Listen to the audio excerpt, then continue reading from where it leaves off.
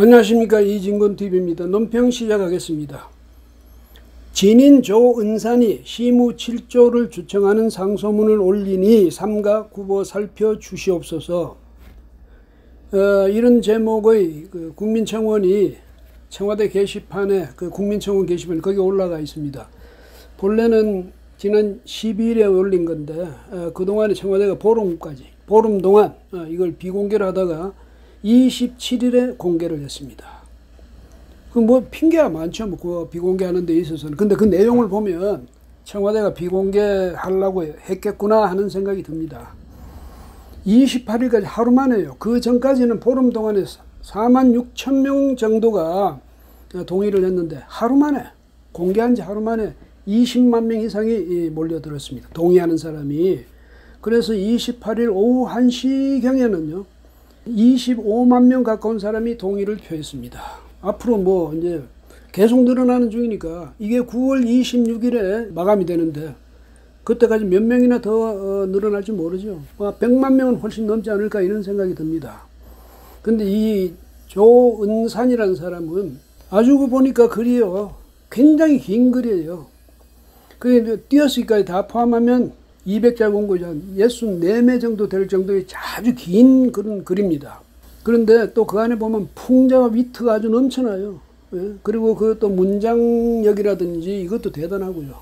예? 그래서 지금은 많은 사람들이 여기 관심을 갖고 있죠. 뭐 그렇다고 그 원 긴 문장에다 그 어느 하나를 콕 집어서 요거 잘된 부분이다, 이거는 그렇다, 뭐 이렇게 구분할 수도 없어요. 아주 문장이 구구절절히 옳은 말만 썼으니까 한번 리뷰를 해보죠. 뭐냐면 그렇다고 뭐 거기 지금 긴 설명을 붙일 그런 필요도 없겠고, 왜 아주 누구나 알기 쉽게 썼으면서도 아주 또 이게 임팩트 있게 썼거든요. 그냥 누구나 보면 뭐 충분히 이 배경까지도 다 알 수 있는 그런 글인데, 그러나 리뷰를 해보는 것도 의미가 있지 않을까 이런 생각이 듭니다. 그리고 대통령이 이런 글이 있다는 거 이제 알 겁니다. 청와대가 왜 공개하느냐 비공개하느냐 뭐 이거 가지고 논란이 있었고 겨우겨우 비공개를 풀었지 않습니까?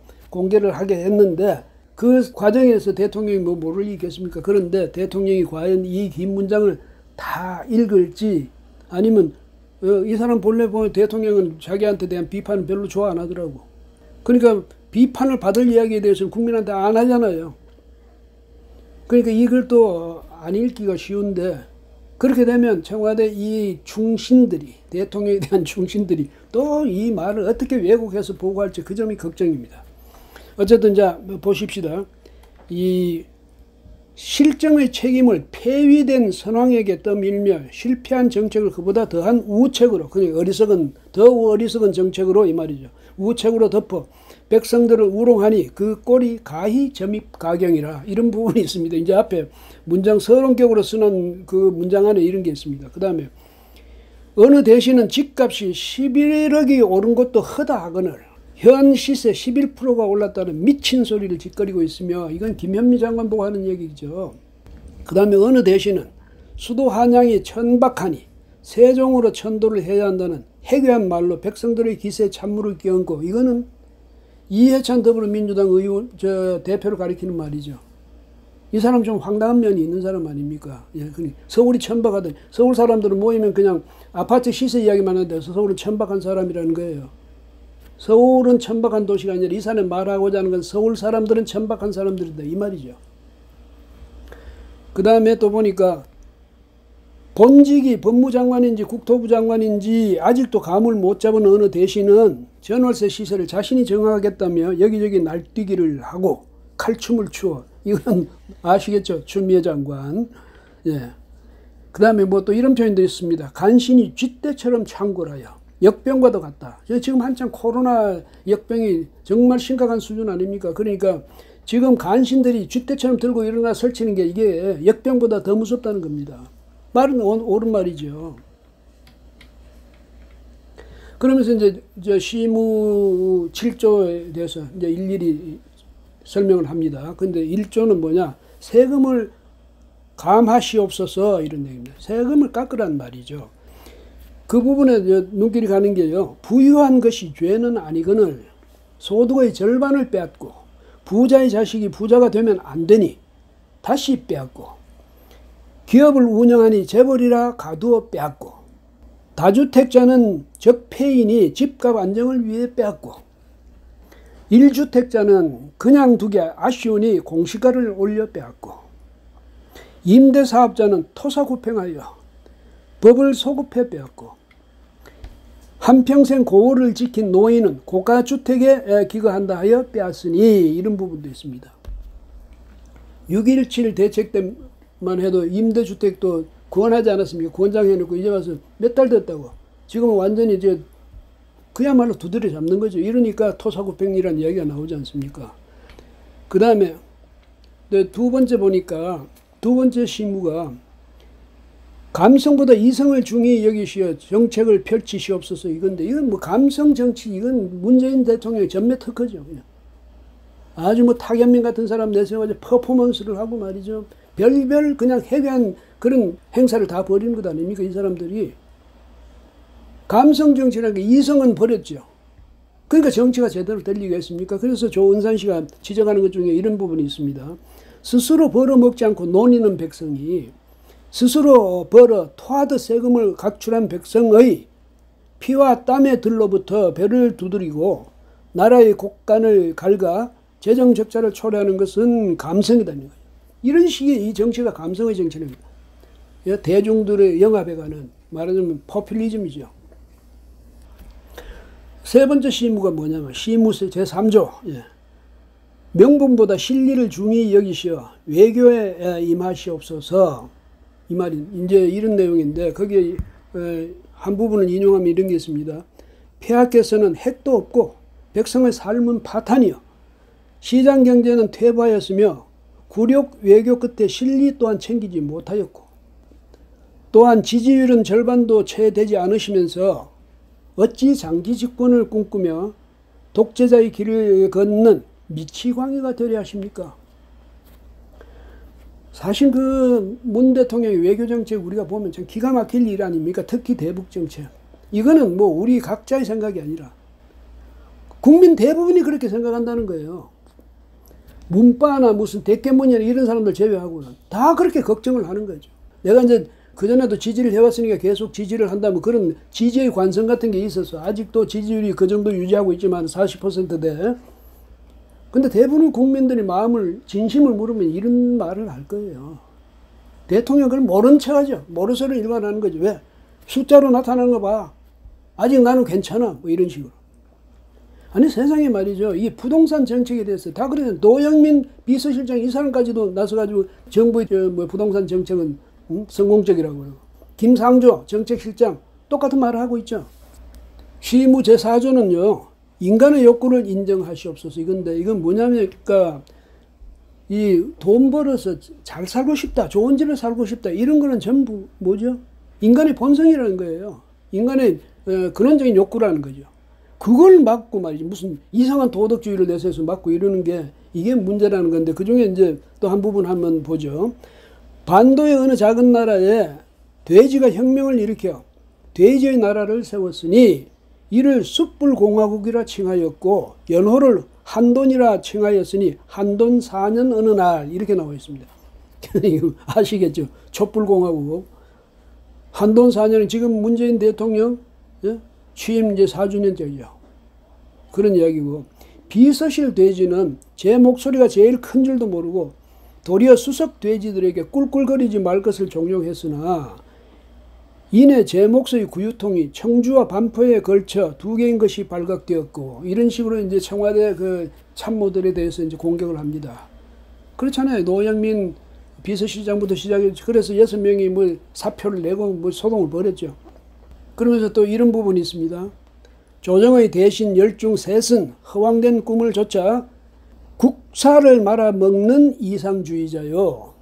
나머지 7 중 셋은 허황된 꿈을 팔아 표장사를 하는 장사치나 다름없고, 나머지 4 중 셋은 시뻘건 혓바닥을 낼름거리며 폐하의 귓구멍을 간지럽히는 아첨꾼이며, 나머지 하나는 그저 자리만 차지해 세금만 축내는 무능력한 것들이니, 이런 표현도 있어요. 솔직한 말 아닙니까? 지금 문 대통령 주변을 둘러싸고 있는 그 참모라는 사람들 보십시오. 안 될 길만 걸어가거든.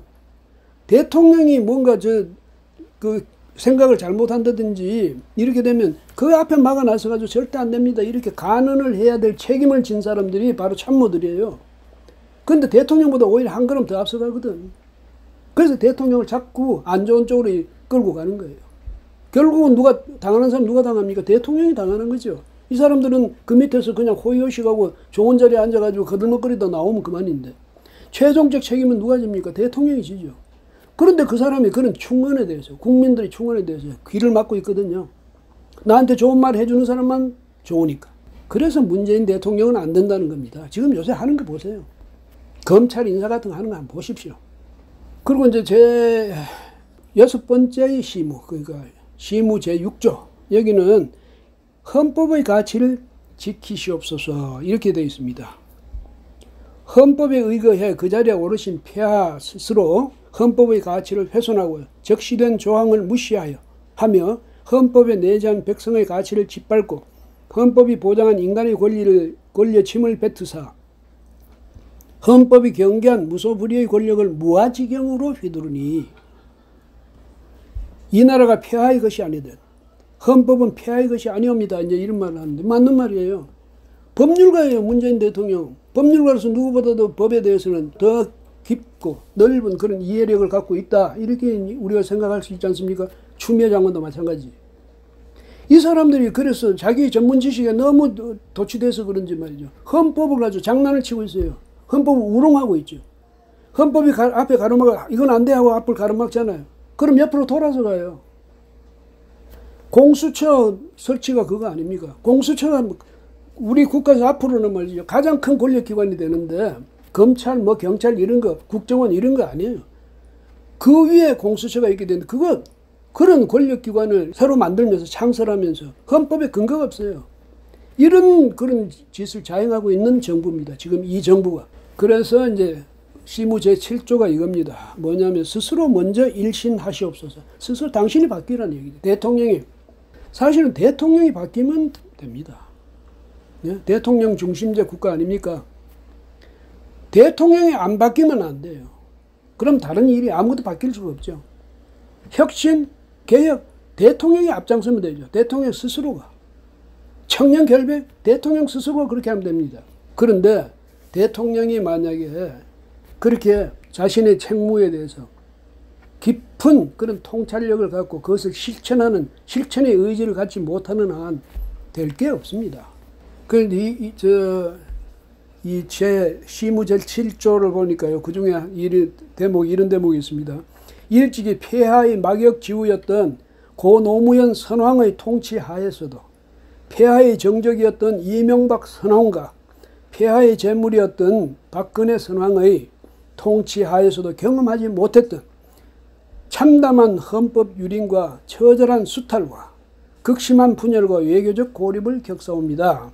폐하께서 부르셨던 민주는 절반의 백성에게는 약탈이고 절반의 백성에게는 토벌이며 과반수를 넘는 자가 벌이는 정당한 도륙이자 합법적 착취의 수단으로 전락하였으니 이런 말인데 이게 과반수를 넘는 자가 벌이는 정당한 도륙이자 이건 뭐냐면 숫자를 앞세워서 국회 지금 의석이 아주 뭐 절대적으로 다수 의석을 갖고 있지 않습니까? 그 숫자를 내세워줘. 다수결이면 최고야.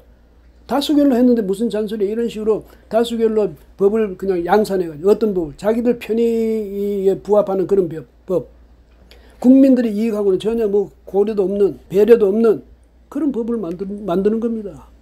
그래서 부디 일신해가지고 갈등과 분열의 정치를 비로소 끝내주시옵고 백성의 일기 안에 상생하시며 역사의 기록 안에 영생하시옵소서 이렇게 맺었는데 우리 국민 각자가 쓰는 자기의 일기, 자기의 기억, 자기의 생각 그리고 국민 각자의 생각 속에서 우리 대통령 그 대통령과 나가 같이 상생하는 그런 존재로서의 대통령이 되어주고 그 영광된 대통령이죠. 그 다음에 역사의 기록 안에서 훌륭한 업적을 남긴 대통령으로서 영원히 살아라 이 말이죠. 오늘날 지지율 거기에 집착하지 말고 역사에 어떻게 기록될 것인지 거기 신경 쓰라는 그 조은산 씨의 말하는 조언입니다. 그런데 젊은 사람의 글로서는 상당히 아주 굉장히 풍자가 있고 뭐 위트가 있는 이런 글이면서도 또 부분에는 상당히 좀 상대방에 대해서 아주 모욕적인 말을 하면서도 전체적으로 보면 잘 정제된 그런 글이에요. 근데 이런 국민이 있고 이런 국민이 자신에 대해서 그런 건의를 할 수 있다는 사실에 문 대통령이 오히려 고마워해야 됩니다. 아니면 이 열차가 달렸는데 제동장치 없이 달리면 어디까지 가겠습니까? 결국은 어디 갑니까? 탈선해가지고 그 다음에는 뻔하잖아요. 탈선하는 그런 정권, 질주하고 폭주하는 정권, 그런 정권이 되지 않도록 하는 제동 역할을 국민의 한 사람이 해주는 겁니다. 이렇게 생각하는 사람이 많거든요. 그 사람들의 이 충언에 귀를 기울여야 됩니다. 언제까지나 대통령 자리에 그냥 앉아 있을 수 있습니까? 추미애 장관 언제까지나 장관을 하고 있을 수 있습니까? 시간이 지나면 끝나는 겁니다. 끝나면 당신들은 물러나야 돼요. 그걸 알아야죠. 국민들의 이 아무 무슨 감투가 없는 그 일상의 생활을 하는 박봉에 시달리면서도 가족들과 서로 사랑하며 살아가는 이런 국민들의 목소리 제발 좀 귀를 기울여 주기 바랍니다. 오늘은 여기서 끝내겠습니다. 고맙습니다.